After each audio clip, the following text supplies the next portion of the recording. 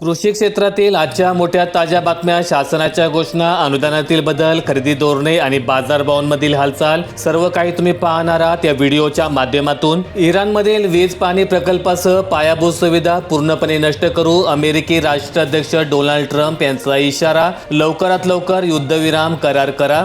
इस्रायलच्या प्रमुख अणुसंशोधन केंद्राजवळ पहाटे सायरन वाजले। गेल्या काही दिवसात या भागाला इराणने वारंवार लक्ष्य केलं आहे।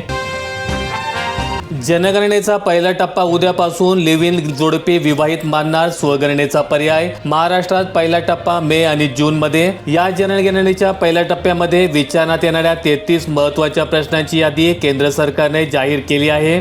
यात घराचा प्रकार, रचना, भिंत, छप्पर आणि फरशीसाठी वापरलेले साहित्य, घरातील सदस्यांची संख्या, विवाहित जोडप्यांची माहिती, कुटुंब प्रमुखाचे नाव, लिंग, जेवण खाण्याच्या सवयी, वाहन आणि इतर सुविधांची माहिती यामध्ये समाविष्ट असेल।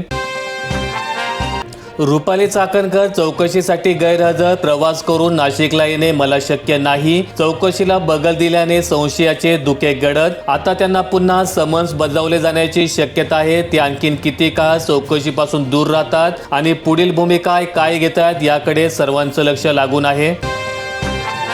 सौदीची ईस्ट वेस्ट पाईपलाईन बनली लाईफलाईन। तेलवाहू पाईपलाईनमधून होते प्रतिदिन 70 लाख बॅरल कच्च्या तेलाचा पुरवठा। सौदीने आपल्या अत्यंत महत्त्वाच्या अशा पूर्व पश्चिम तेलवाहू पाईपलाईनचा वापर करून तांबड्या समुद्रावरील यानबू बंदरातून तेल पुरवठा सुरू केला आहे।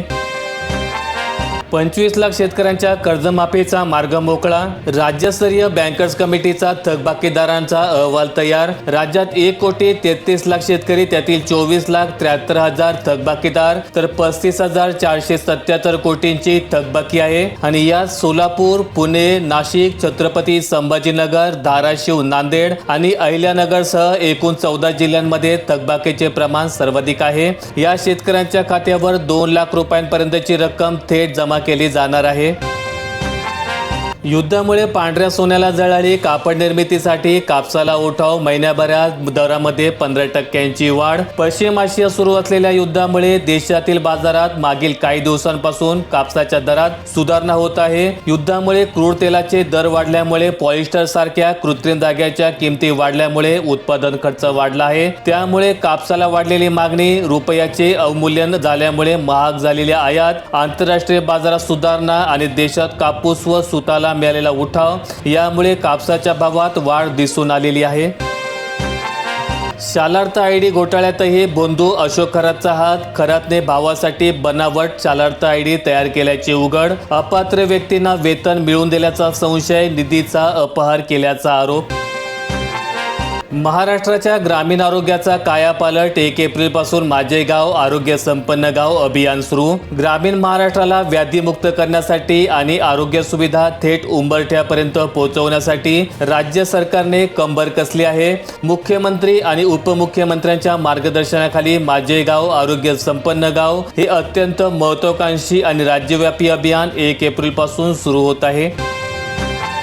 पोटगीसाठी पतीचे उत्पन्न वाढवून सांगितले जाते। सूडबुद्धीने न्यायालयांचा वापर होऊ नये याची काळजी घेणे गरजेचे, हायकोर्टाचा निर्वाळा। पोटगी मिळवण्यासाठी पत्नी अनेकदा न्यायालयामध्ये पतीच्या मासिक उत्पन्नाचा आकडा वाढवून सांगतात। असं झालं तरी त्यांच्या विरोधात थेट कारवाई करता येत नाही, असं अलाहाबाद उच्च न्यायालयाने स्पष्ट केलं। चीन आता घरात डोकावणार नाही, भारतीय बाजारपेठेत चीनी सीसीटीव्ही कॅमेऱ्यांवर बंदी। भारताने देशात आणि चीनी कंपन्यांच्या सीसीटीव्ही कॅमेऱ्यांच्या आणि इतर व्हिडिओ पाळत ठेवणाऱ्या उत्पादनांच्या विक्रीवर बंदी घातली आहे। राष्ट्रवादीत वर्चस्वासाठी खेळा, पवारांचा फोटो गायब, मंत्री आदिती तटकरे यांची दिलगिरी। रायगडच्या इंदापुरात एका कार्यक्रमामध्ये लावण्यात आलेल्या बॅनरवरून अजित पवार आणि त्यांच्या पत्नी सुनेत्रा पवार यांचे फोटो गायब असल्याचं समोर आलंय। यावर आदिती तटकरे म्हणाल्या, बॅनरवर अजितदादा आणि सुनेत्रा वहिनींचा फोटो नसल्याबाबत मी दिलगिरी व्यक्त करते।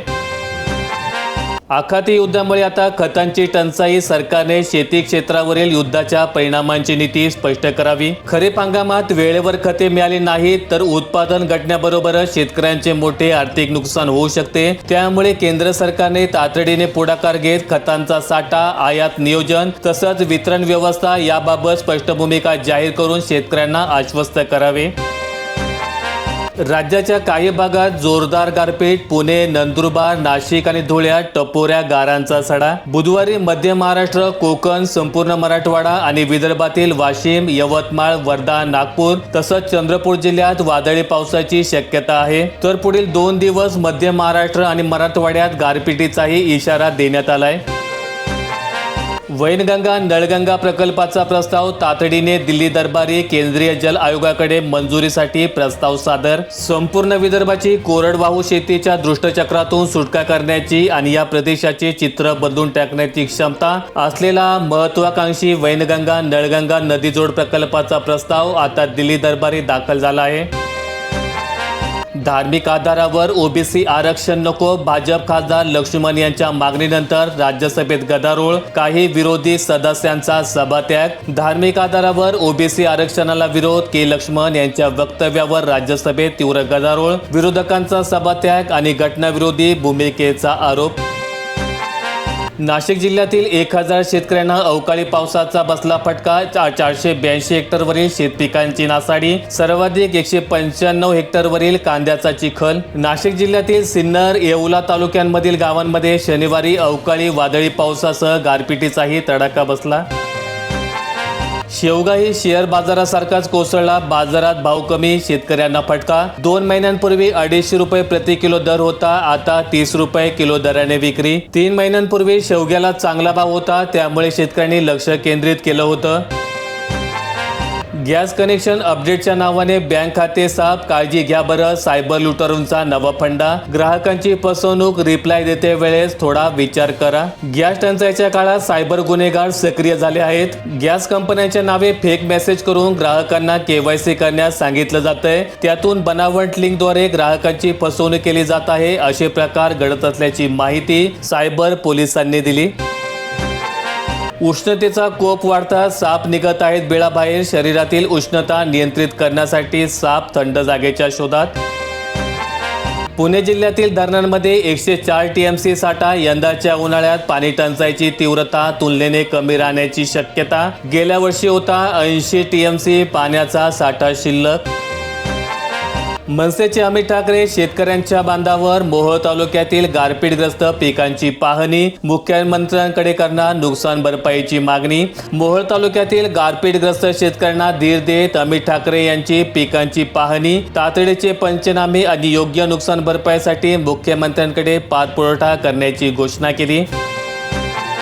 आषाढी वारीला अधिक मासाचा ब्रेक. पालख्या महिनाभर उशिरा मार्गस्थ. वारकऱ्यांचा उत्साह कायम. पण वारीचे वेळापत्रक पुढे. राज्यातील 7 मानाच्या पालख्या 24 जून पासून पंढरपूरकडे प्रस्थान ठेवणार. 1685 पासून पालखी सोहळ्याची परंपरा आजही कायम.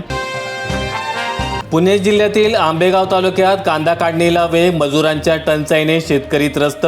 आंध्र प्रदेश आणि उत्तर प्रदेशातील मजूर दाखल.